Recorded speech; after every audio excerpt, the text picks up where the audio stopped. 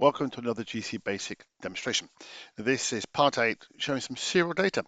We're going to build upon the previous tutorial, but this is an interesting video because I will explain to you what I meant by legacy. So, part 8 showing serial data. Please like and subscribe. If it gives it a thumbs up, that means let the video run all the way through. Without those metrics, the sort routine in YouTube does not work. Okay, part 8. So I'm assuming that you've actually got all the prerequisites, and those prerequisites include the software, include the PIC. You've got it operating, and you've done the majority of the previous videos. But this time, you need to have the last part, which is a USB TTL serial converter.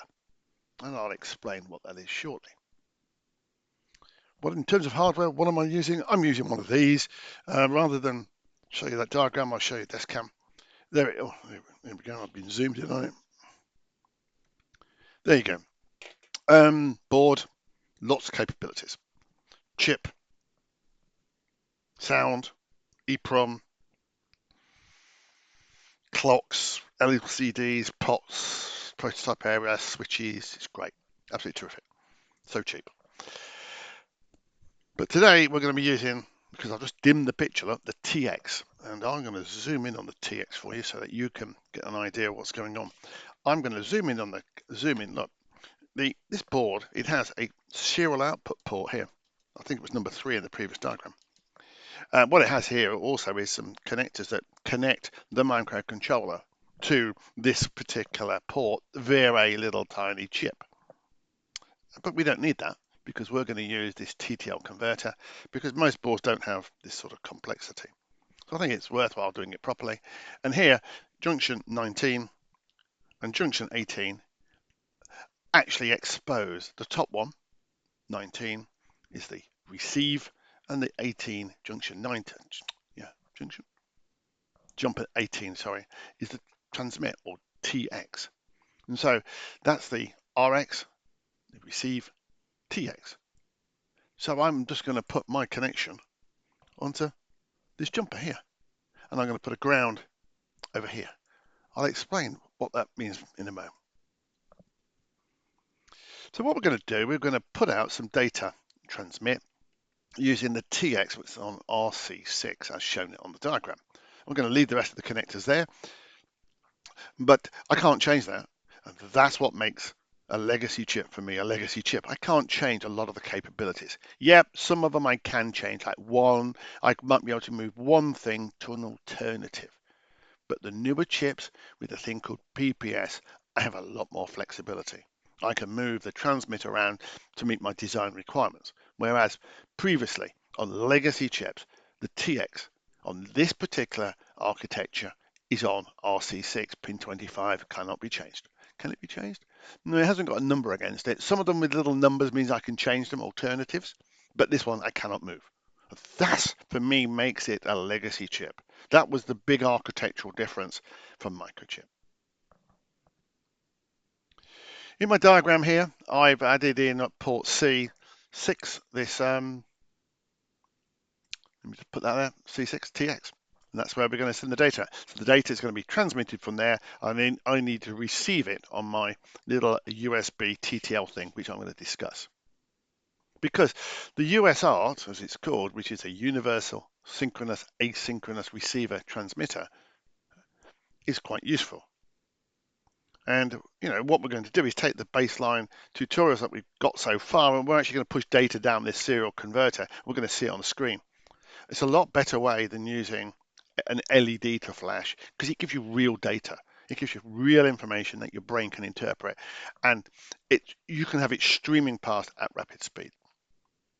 And how do I do that? I go get one of these for a couple of bucks off of any of the eBay marketplaces, and I'm going to connect into it, the ground. And because the data's coming out here, I'm going to have data. I am so sorry, I'm misleading you there. Let me just erase that. I'm going to connect the ground to do it properly. And I'm going to push data from my TX on my PIC into the RX receive on here. That's the way it works. Okay. And on here, in my hand, I've got one, and I'll show you that in a moment. Let's have a look at that connection now. Here we go. Let me just zoom out, press that button there, zoom out, fantastic. Here it is, it's not connected. And I'm going to connect it up to my USB. Let me do the connections first. Right, brown is ground, yellow for me is the one I need to connect up. So what I'm going to do is hook that into jumper 18, and I'm going to hook into this little connector here. And the third one down is ground. It just happens to be the ground. So I've connected him. Let me pull all this stuff away.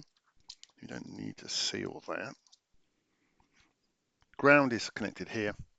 Junction 18 is here. And it's the TX. I could have connected it, to be quite frank, down here. RC6 is exposed here. I could have connected it there. It doesn't, got a bit of RC6. I can do it either way.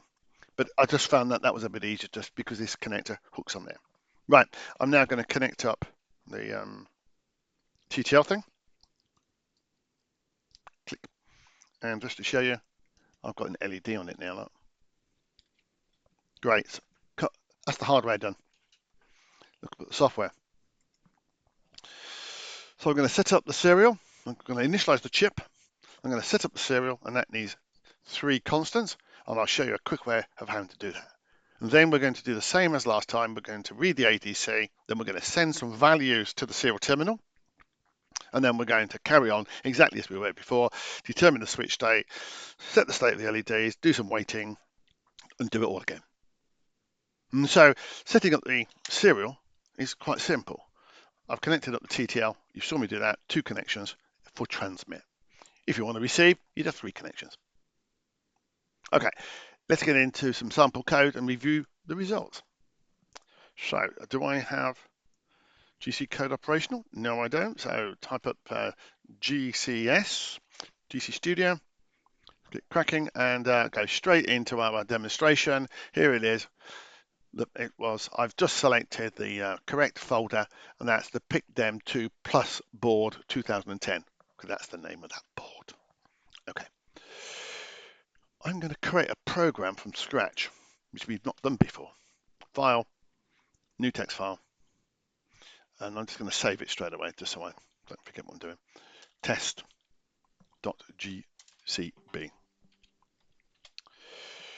I've just saved it as test. Okay, I'm going to zoom in for you. How do I zoom in? Shift. Yep. Control. Right. Let's write some code. Hash chip. It says to me I need the chip model and the frequency. Well, the chip model 16F1937. I've just put that in. Next thing we've always seen before is option explicit. Just select it, second one down, puts it in automatically. So how do you set up the serial? Because it sounds like it's going to be really complicated. Well, it's not. If you go __US and start to type USART, it says, I'll put it in for you. And it puts in 3 constants. Defines the first constant is the baud rate. Second one is transmit blocking, and that ensures that the data is sent out of the buffer before the next byte is put in. It just makes sure that you've got very clean sending. And then the last one, you might need a delay on the USART. You might need it. Some terminals, some PCs that need it. I don't need it, so it's set to off. Generally, it's set to off. So I'm going to send some data out there. So how do I send some data? Oops, a daisy. There we go, tab. I'm going to put a little wait in there. That's just my good practice because my terminal takes, my PC will take about 100 milliseconds to settle to get the signal. So I'll just put a little wait in there. And then I've got some commands, many commands. HSER is the command set, and I'll just get rid of that. There's lots of commands. Look. HSER, I'll take the print one, look, okay? Print, quote, hello world. Should put cruel world, yeah? In actual fact, I'll change that to print a string with a carriage return line feed. And then I'm just going to put, what am I going to do? Oh, the microcontroller will actually go to sleep unless I tell it to do. I'm just going to put a loop at the end just to stop the microcontroller from going to sleep. Look, function key F5, it will program it. That was enough to set up a serial. Now we're not going to see it because I haven't opened up the terminal yet, but it's just programmed it just to show you how simple it is. Recap, you've seen this before. Set the chip, option explicit. These are the three constants that are required, and this is the command set. You can press H, as I did, HSER, and it lists it all for you. And you can get the help if you need it, okay? Now, how do I see this hello world? A couple of ways. You can press function key F4, and you can type in terminal, and it shows you that there's a serial terminal on function key F9. Let me hit escape on that and push function key F9 then.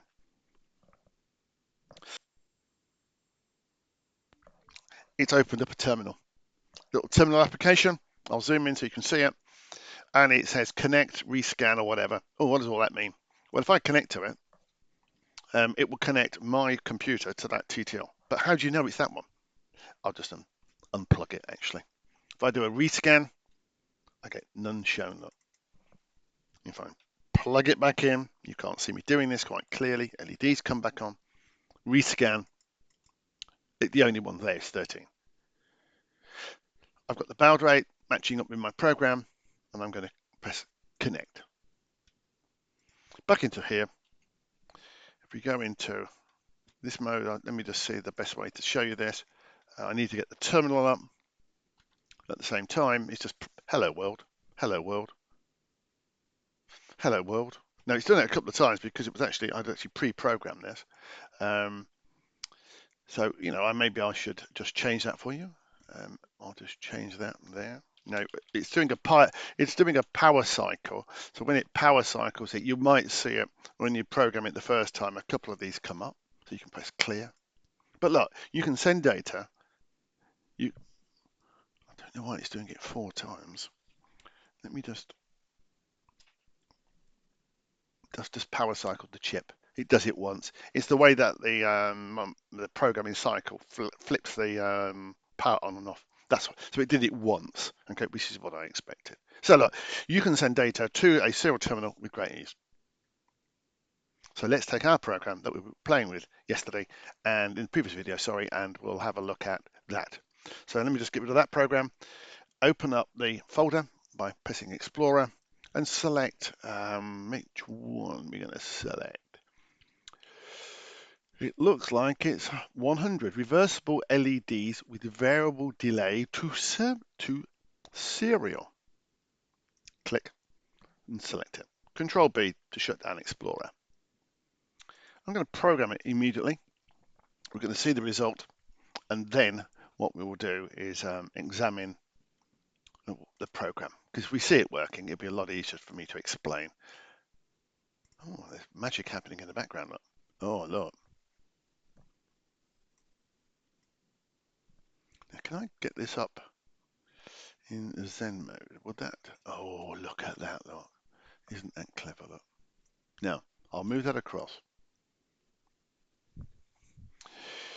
If you look at the results on the terminal, there's 3 sets of information. It says R, which means that the LEDs are moving to the right. Then there's a binary interpretation of the LEDs, but as a string. And then there's a value, which must be the value of the potentiometer. If I rotate the potentiometer, that's our minimum value that we had yesterday, and our maximum, which is 1000. We can look in the code, but you can see that the LED is now reacting to whatever I put in here. It's now 50 milliseconds. If I push the button, you'll see that that R turns to an L, and it's now moving in the other direction. So I'll slow it down a bit. So the binary numbers are moving in the same direction. You can do this on an LCD, and we'll have a look at the difference. But I can see here, I've got historic data. I can look up there, and in actual fact, you can pass this information through a serial terminal to some fantastic tools for analysis. But it took very little to get this information onto the terminal. Let's look at the code.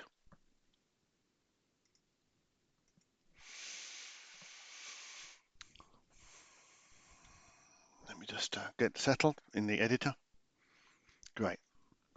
I'm just going to zoom out, I think. That's a bit on the big side. There we go. We've seen these. We saw that from my little test program, which is the chip, and I've actually said to it I wanted a particular baud rate. Yeah, you can actually play with this. You can get baud rate warnings if you want to see that. Have a play with that. But here's my diagram, and in here I've got CX6 set up. Oh, bad boy. Look at that. I'll save that for you. TX, there we go. Be consistent. All the constants are the same as we've seen previously. Now, here it is, look. Here is a lot of information. So, HCR commands, we've seen those. We've seen those before. We've seen that command in my little demonstration. So I've actually got some information coming onto the terminal that we didn't see because I wasn't quick enough. So if I power cycle the microcontroller for you,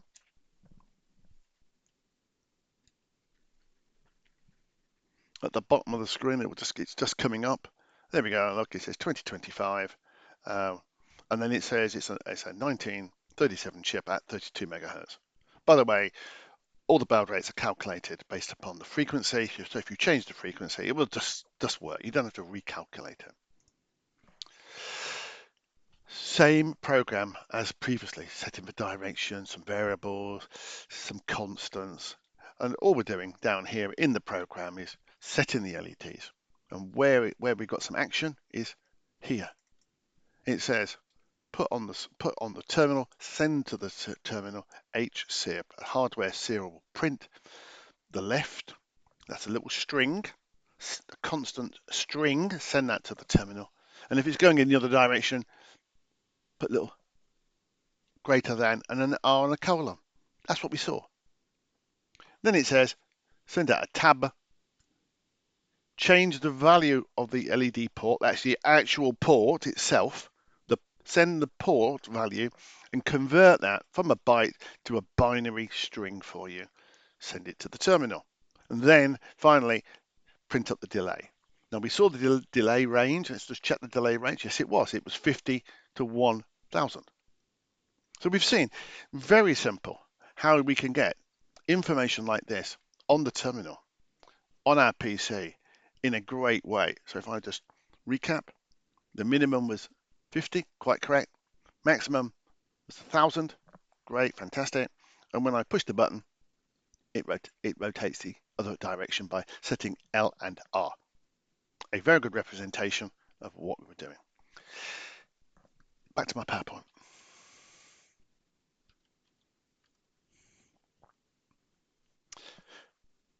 Up to now, we've not used this LCD. You've seen it working, but I'm going to show you how we get it working. We're going to do the same information set and see why I would use a serial. We're going to try and send information to here. You're going to get input, you're going to get some data, but it's never as rich as you can get on a serial terminal. So this is the circuit I'm going to set up. As you can see, for those playing along, I've got the whole of port D in use. I've got, let me bring a pen up here. I've got 4 ports that need to be connected to what's called DB4 to DB7. That's the actual commands, that's the way, and I need to connect those up. And I've got some control lines here called enable, RW, and RS, and they need to be connected up to these ports, RD 4, 5, and 6. And finally, in this particular LCD, there's a control line, and that's called RD7. Actually, thinking about it, that might be a pulse width modulation. We'll look at that later. But I need to set up those connections. And how do I do that? Well, in my diagram here, I have allocated the whole of port D to that. Where did I get all this from? Got it from the data sheet for the product, to be quite frank. I didn't have to hunt around. So I've now added into my hardware list the LCD. Great. Let's look at that. Here's the code. Control B. I've thrown in another one, 105. Reversible LEDs, variable delay to the LCD. Ooh. Let's look at the setup at the top.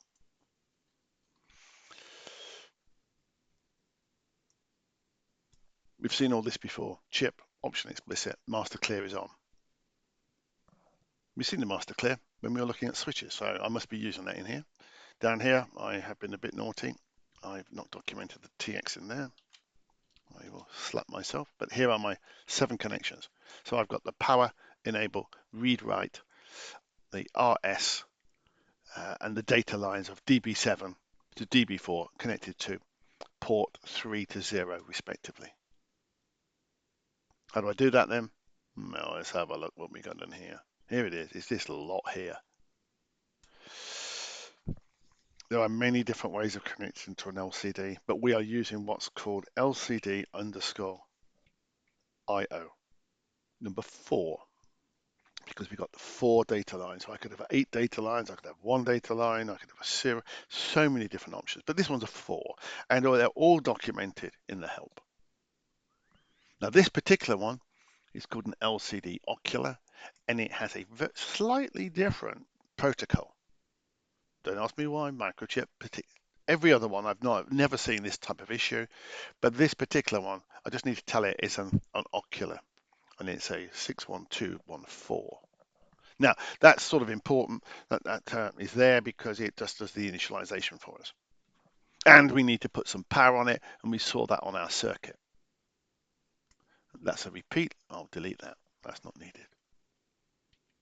Then we set up these control lines, the RS, RW, enable, DB4 to DB7 on the ports. They're all set of constants that need to be defined. Not as easy as serial, but lots of people use LCDs. Then we've got almost the same program, but rather than using HSR, print, etc., I'm just using the word print. And I get other commands like clear screen. I've got locate. These are all the LCD commands. I'm not a great user of LCDs. And in that program, rather than using the serial commands, I'm using showing the state on the LCD using locate, formatting the string up using string functions that are automatically built into the language, and then putting that onto the LCD using print. Print was one of the first ones that was ever written, the GCBasic. And it's the same. I've got print a left, print a right, and I'm printing the value in a slightly different place, showing the state in a different place. Ho-hum, doesn't really matter. Function key F5 to program it. Go into Zen mode. This will be fun to see if it works. GCBasic 2025 has come up, same chip. Now we have the data rotating. Zoom in. Zoom in. Zoom in. And then I'll just shuffle things around so you can do. Oh, I can't pull it. I'm a little bit tight on space here. Not the space, it's just the cables. Look, it's moving to the right. This is the binary value. See, it's formatted a bit better. I spent a bit more time on it. And currently the pot is set to 355. So if I rotate that, I'll try to keep out your way. I'm going to get down to 50, absolutely. And 1000, which is perfect. We saw that on the terminal. And you can see here that the LED is moving to the right. If I push the button, yeah, it's moving to the left. And it is. But we don't get the history. Where's the history? I have to pause and do all sorts of things. So I can see a lot more data, but you can get the same information onto an LCD very easily. So we've seen serial data, we've seen LCD data as well. So this is a bigger video than I expected. Fantastic. So let's get back to PowerPoint and we'll call this a day. So serial data to LCDs plus a bit of LCD as well, because we're going to see lots more LCD type things anyway. Next is timer overflows and timers. Let's just go somewhere else, because up to now we've been using the wait command. We now need to use a more accurate method. More accurate? We'll see. Enjoy.